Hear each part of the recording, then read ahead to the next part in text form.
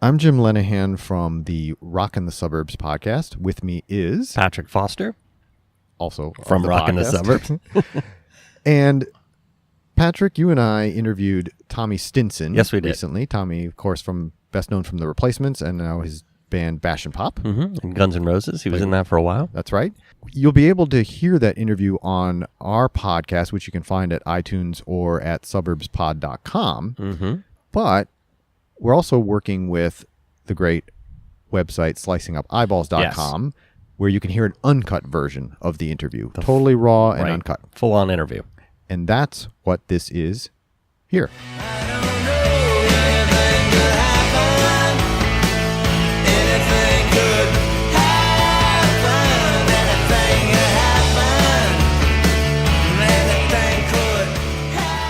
So, Tommy Stinson, thank you for joining our podcast. Yeah, thank you. Appreciate it, man.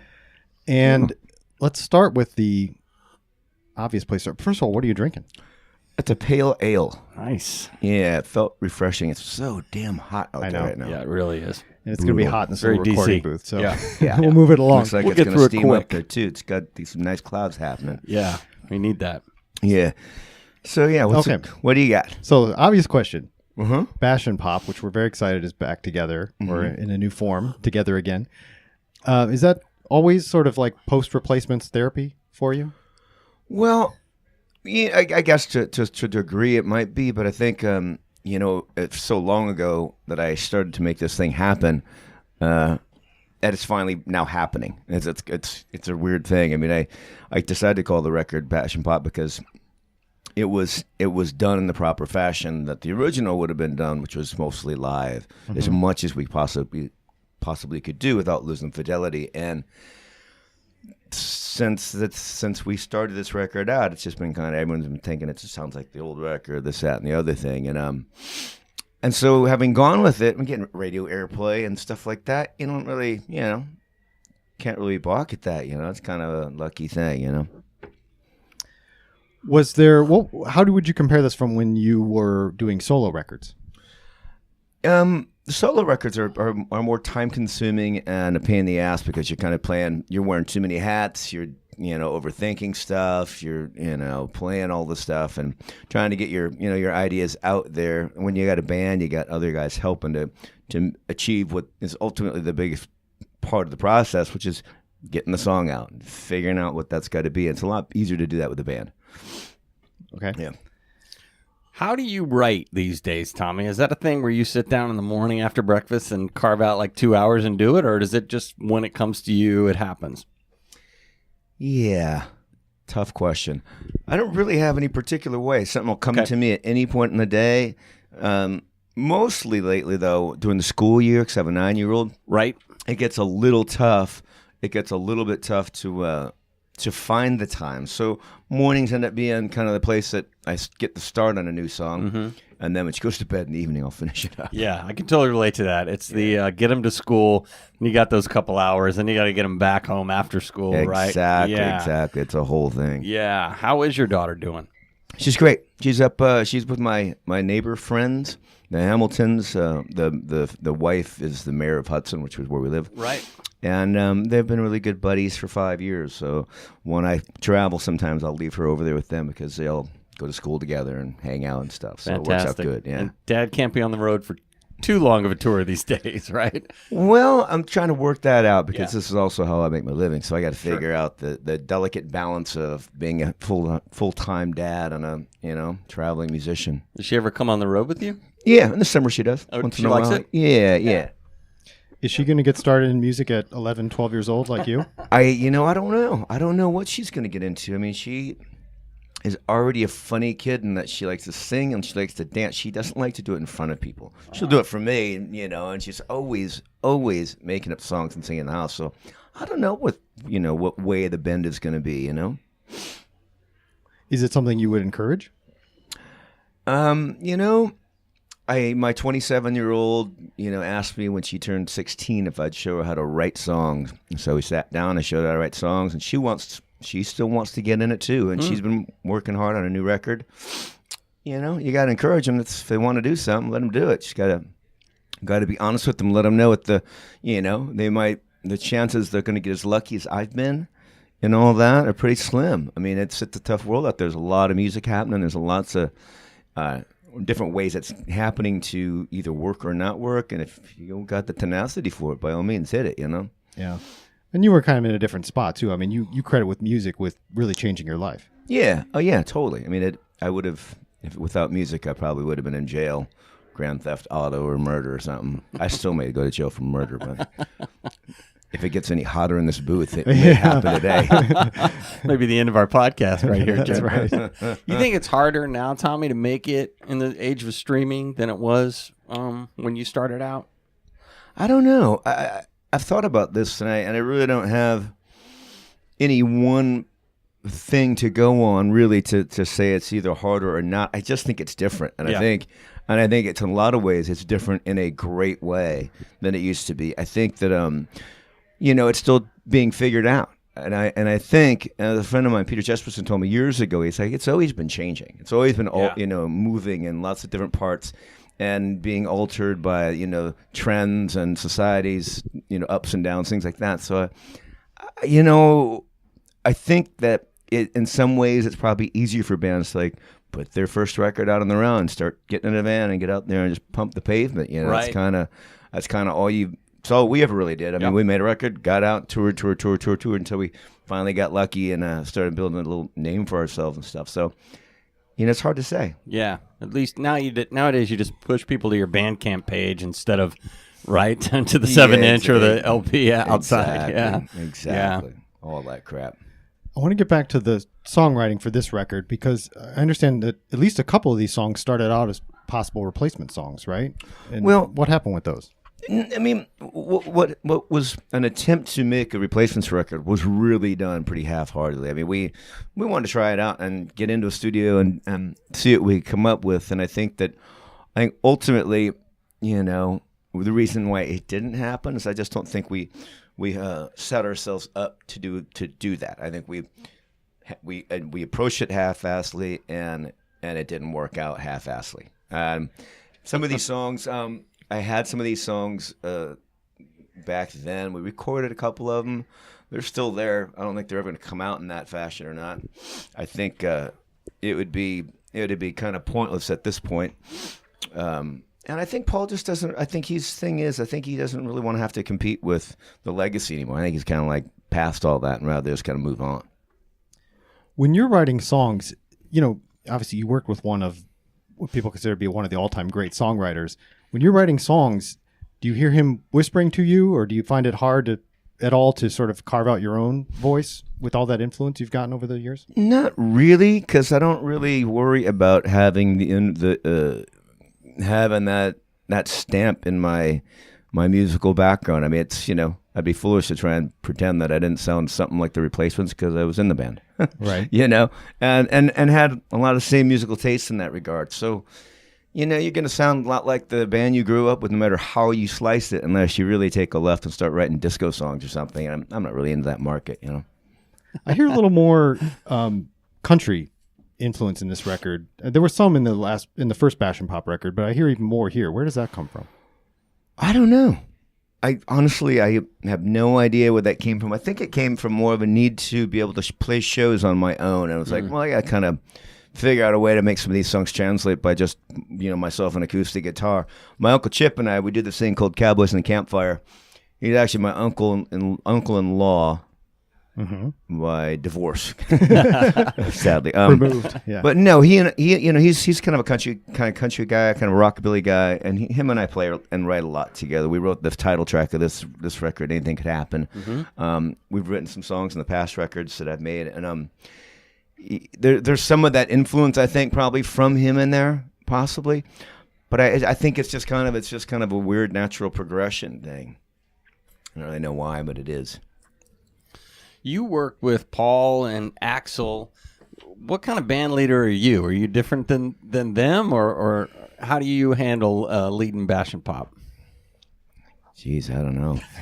That's a tough one. Maybe that's the one we asked the other guys, right? Yeah, I mean, Axl's pretty straight up, to work with. I mean, he's only, difficult if people are difficult with him. I mean, I think that Paul's a little more cantankerous, I think, just as a human. I think that it's a right? little bit kind of hard to, he's hard to get going on things. And, if he doesn't want to do it, sometimes you got to do things you don't want to do. Yeah. Especially in this life. Part of the business. Yep. Yeah. I want to ask you some questions we got from some of our listeners. Got a couple good ones. Yeah. All right. All right. First question from Mike Wagner. How did you end up jamming with Tim Kaine? Funny thing. I met his son in Minneapolis last year when Chippy and I were out there doing Cowboys in the Campfire, and then cut to a year later, I get a text about 3 months ago. As I was going to Newark Airport in the morning, I had a really early flight to fly to Seattle, and I get this text: "Hey Tommy, it's Tim Kaine. You met my son Woody. I'm a big fan. I love your music. I live in Richmond, and if you ever come down to Richmond or D.C., let me know. I'd love to meet up with you and have some food or something." I'm like, and I'm getting on my plane right then, and I quite literally, I just texted back, "Is this for fucking real?" and by the time I landed in Seattle, he said, "Absolutely." I get the next part of the text, "Absolutely. Give me a call anytime you're on. I'd love to hang out." So then, awesome. Because I'm working on a TV pilot right now that this is going to be part of wow. this whole thing, the session that we did, my buddy and I and Chip drove down to Richmond, and we hung out and chatted politics and stuff for a while, because that was the reason why I wanted to go down there and meet with him for that. But then he breaks out his harp, and he has a couple friends that came over, and we just started, passing the songs back and forth, awesome. And it was fun. And you know what? The guy can play, so it was, it wasn't like I was being suffered. I was suffering from having to do this thing that was going to be such a drag. The guy can play, so it was a lot of fun. That's amazing. That's wild, man. Yeah. All right, we got a question from Peter Beth. He asks, do you have a favorite band from the Minneapolis scene who never made it big? Jeepers. Yeah, that's an interesting one. No. They all made it big? I think I moved away from Minneapolis before any of those bands that I knew would have, been cool. I mean, the early days, we played with Husker Du. I wasn't a huge fan of them. The Suburbs, I was a fan of them. Yeah. They made it pretty big, though. They got, for Minneapolis standards, right. They got pretty big. So yeah, I guess it's hard to think of anyone else. Suicide Commandos, maybe? Well, you know what? They were before my time, actually. So I didn't even, Interesting, yeah. Yeah, they were already done by the time we hit the scene. So Prince? Yeah. The biggest. I don't know how it came out for him, fortunately. Scott Boykin asks, how is Slim Dunlop doing in his health battle? Sadly, Slim's not getting better and probably won't get a whole lot better. His health is just slowly deteriorating. He's had a major stroke, and it's left him where he is right now. I mean, he's still got some cognitive thing going on. You can tell when you visit with him, he communicates with you, and he's there. He's just not able to, speak a whole lot and this kind of thing. So it's a sad situation. It's really hard to watch your friend go down so hard. But I guess for his wife Chrissy, I think it's, she'd rather have him there in that state than not to have him at all. And I can understand that and appreciate that. Sure. Yeah. When's the last time you've seen him? I didn't see him this last time I was in Minneapolis, but I talked to them last 2 weeks ago. Peter was over at the house, and I chatted with him, and they passed the phone to him, and I guess he got a smile on his face and all that. That's nice. Yeah. How much did that record help? The Songs for Slim? It helped a whole lot. It raised, I want to say it raised like $50,000 wow. or something. It was a lot. It was a lot of money for a little effort, and it was great. The turnout was really great. People really loved it, and we had fun doing it for our friend. I want to ask about that because, that obviously then led to you guys having the reunion and all of that. And I went to see 2 shows on the reunion tours that you did. What did it feel like? It felt to me like there were more people at these shows than, bought the records back in the day, what did that feel like to you to have all this love, coming back at you? It was fun. It was a lot of fun for the moment there because, like you said, we were bigger now than we were then. Oddly enough, I don't know how that works, but it happened. A lot of people showed up. They seemed to like it. We had fun with it for a minute until we didn't. You did a couple of years, happen. right? Yeah. It might have gone a little further than we needed on that, but jury's out on that. Will you and Paul work together again at all? Most likely in some fashion. we've always stayed in touch and, goof off, get in the studio once in a while, do stupid shit. Do you spend any time, Tommy, thinking about the legacy of the band? I mean, Bob Mayer's book came out, which was really well received, and the reputation continues to, I think, just get better and better. Do you spend any time thinking about that at all? No. Yeah.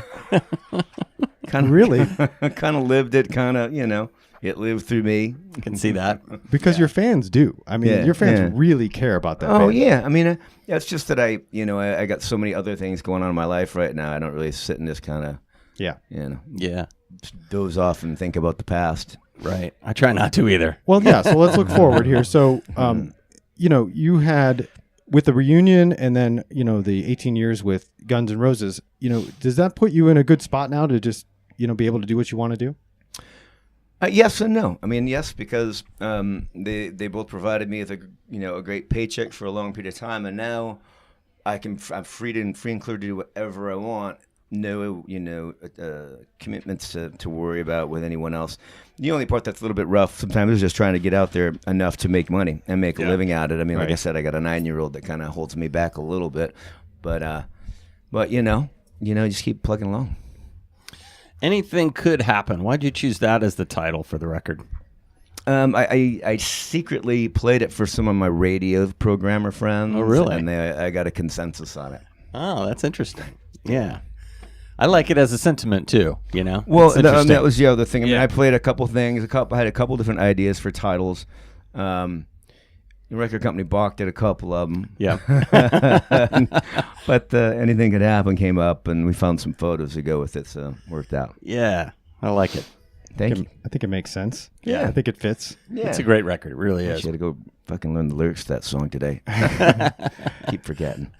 How do you feel about? I mean, you've pretty much done everything from small clubs to huge venues with the various bands you've been in. Yeah. What do you prefer? I think I just prefer to play. I mean, I don't have a preference. I mean, obviously, if I'm playing in front of a lot of people, it's fun to play with. But I'll play wherever. Okay. I'll play living rooms. I mean, I just like to keep going and keep myself moving and do as many interesting different things as I can because I get a short attention span.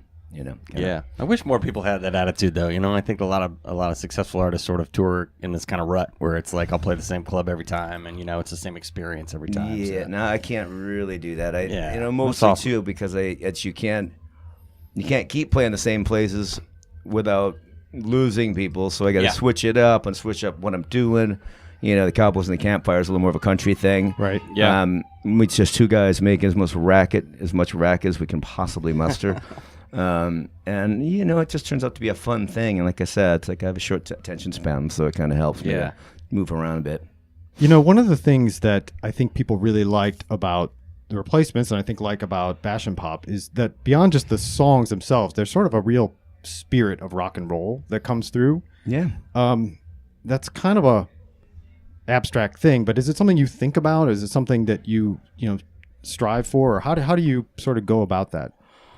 I don't really. I mean, I just try to be honest. I try and put honest music out. I try and be honest to myself, and I like to take, you take, and within that, you take risks, and the risks is where the rock and roll really is. You can't just get staid in your approaches to things and expect to, do a service for yourself. So I like to try and switch it up. I like to kind of, toss caution to the wind, once in a while, especially in the recording side of things. Like we're gonna go record in Nashville next week, and Nicole Atkins is going to produce it and Cool. And do a duet with me. So I'm looking forward to that. Nice. Another interesting bit to do. Speaking of that, you've done some production work. Do you find that satisfying? I mean, I think that attitude do. you just described would be perfect for a producer. I do. I love producing. It's fun for me. I also, at this point, after what we've been doing all year, kind of in the mood to have someone else take that seat. And Nicole was, she bit, so that's great. Sucker. But I love her record. I love her record a whole lot that she made, and she sent me it on the fly, so I could check the whole thing out. And I just thought this would be an interesting thing, and have a duet idea. Let's try this out. And she's way into it. So. All right. Very cool. I know it's really hot in here. Yeah. We probably want to go. We want to give him some relief. Can I ask you? I just got two last questions. All right. And do you have anything else? You No. Okay. All right. So last question is, can you give us a little bit of behind the scenes on what it was like to record Chinese Democracy? It was a long process, but it was a cool process in that Axel kind of produced that record in a way where he put all the guys in the room to try and develop those songs together, and everyone's part kind of had to get in there, because he's not the kind of guy that's like, well, I'll play your song, but you got to play my song, or I ain't playing his song. Right. He's not into that shit. They went through that early on, I think. Yeah. And he just got to a point where he's like, you know what? Here's what we're going to do. I'll play your song if you play on his song, and you play on his song, and I'll play on that song. And Right. it's like, okay, cool. And it was interesting. It was a cool way to cool. put people together, and that normally wouldn't probably sit and write together. Yeah. Yeah. Was there ever a point where you were like, can we just like get this record out now? Or there was a few points of that were like that. But honestly, when you got that many people working together, it does take more time. Just straight up. Yeah, especially if you're trying to find a way to make sure everyone's involved, and you got 8 guys in a band essentially. Right. Yeah. Okay, then one last thing. We do this thing from time to time on the podcast where we talk about a song that we consider to be a perfect song. Put them on the spot here. Okay. Yeah, I was going to see. Okay. Doesn't have to be necessarily the one you think is the perfect, but just a perfect. I got pop two. song. I got 2 All right. pop songs. All right. Favorite Waste of Time by Marshall Crenshaw is a perfect pop song, I think. Okay. As is When the Lights Are Out by Slade. Okay. A really great Slade. pop song. And why on band. each of those?